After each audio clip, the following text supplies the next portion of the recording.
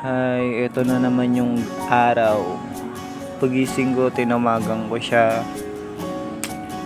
Ang sarap lang talaga sa feeling na may taong andyan dyan para sa'yo,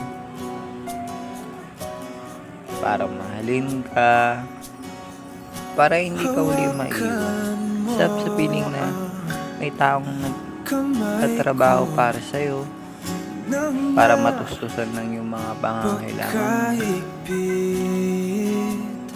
At lahat ng support na ibinibigay niya sa akin is binibigyan ko rin ng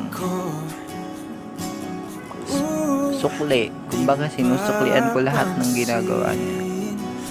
Kaya thankful ako dahil nakilala ko siya.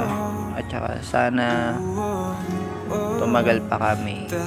At marami pang pagsubok ang dadating sa buhay namin. Ayun lang, mahal na mahal ko siya at di ko